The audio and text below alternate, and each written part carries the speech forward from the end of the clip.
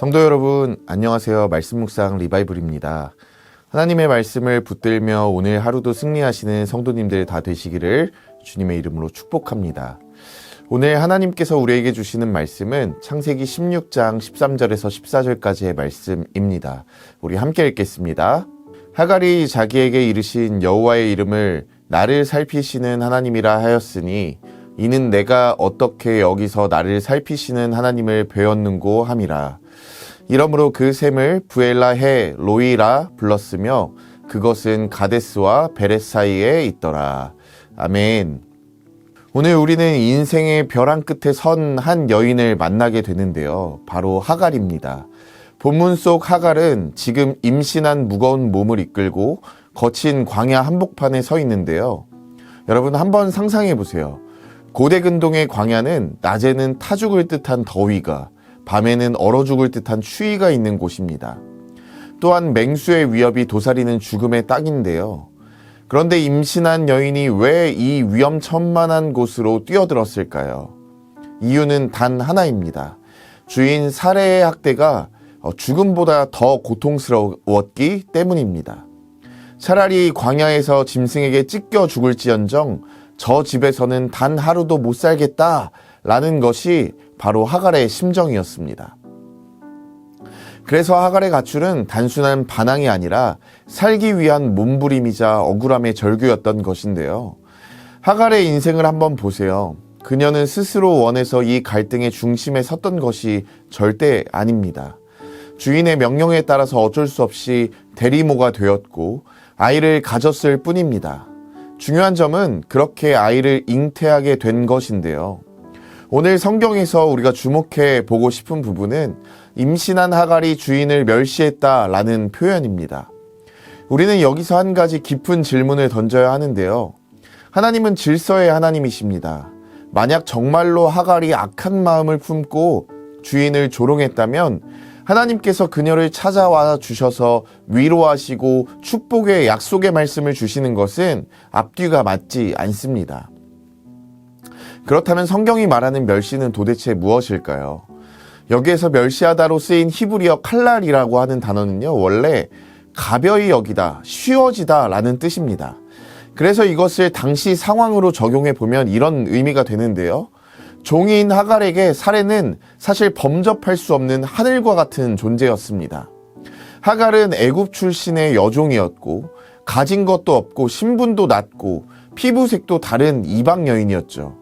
반면 사레는 어떻습니까? 족장의 아내이자 부와 명예 또 미모까지도 갖춘 여인이었습니다. 그런 점에서 하갈에게 사레는 마치 하늘과 같은 존재였던 거죠.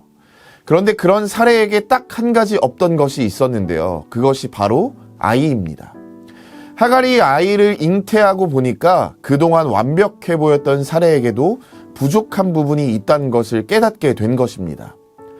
주인님도 결국 아이 하나 마음대로 갖지 못하는 나와 똑같이 연약한 인간이구나 라는 사실을 깨닫게 된 거죠.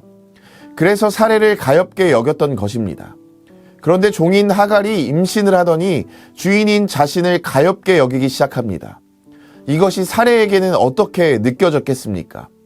어딜 감히 천한 종 따위가 주인인 나를 가볍게 여겨 라며 자존심 상하지 않았겠습니까? 무시받는 것처럼, 멸시받는 것처럼 느껴지지 않았겠어요? 불임이라는 아픔으로 자존감이 바닥난 사레의 눈에는 이 미묘한 태도의 변화가 견딜 수 없는 멸시와 조롱처럼 느껴진 것입니다. 그래서 결국 사레는 자신이 할 수 있는 모든 권력을 활용하여 하갈을 학대했고 괴롭혔고 그로 인해서 하갈은 살기 위해 광야로 도망치게 되었다라는 것입니다. 여러분 얼마나 억울합니까? 하갈은 그저 시키는 대로 했을 뿐인데 그 결과는 학대와 쫓겨남이었다라는 것입니다. 세상에 이런 억울함이 어디에 있습니까? 바로 그 억울함을 품고 떠났던 광야, 아무도 내 편이 없다라고 생각했던 그곳에서 하나님이 찾아오십니다. 그리고 하갈의 신음소리를 듣고 계셨다고 말씀하시며 하나님은 그녀에게 네가 어디서 왔으며 어디로 가느냐 라고 물으시는 거죠. 그런데 여기서 하나님은 청천벽력 같은 명령을 내리시는데요. 9절을 보시면 이렇게 기록되어 있습니다. 내 여주인에게로 돌아가서 그 수하에 복종하라 라고 말씀하십니다. 여러분, 이 말씀이 얼마나 잔인하게 들립니까? 하나님이 하갈의 사정을 도무지 모르시는 걸까요? 거기가 어떤 곳인데 그 지옥 같은 그곳으로 다시 들어가라고 말씀하십니까? 억울함을 풀어주지는 못할 망정 다시 머리를 숙이고 들어가라니요. 하나님이 너무 사정을 봐주지 않는 것 같은데요. 우리는 여기서 하나님의 본심을 읽어야만 합니다. 하나님이 다시 돌아가라고 말씀하시는 이유는요, 하갈을 다시 고통 속에 밀어넣으려는 것이 아닙니다. 하갈이 억울한 피해자로 인생을 끝내지 않고 하나님의 약속을 받은 자로서 삶을 살아내기를 원하셨기 때문입니다. 억울하다고 도망만 치면 그녀의 인생은 영원히 억울하게 끝날 뿐입니다. 그렇다면 성도님들, 현실적인 질문을 던져보기를 소망합니다. 하갈이 집으로 돌아가면 사례가 변해 있을까요? 아니겠죠. 사례는 그대로일 것입니다. 찌르는 듯한 눈빛, 차가운 말투, 불편한 관계는 여전할 것입니다. 상황은 하나도 변하지 않았습니다.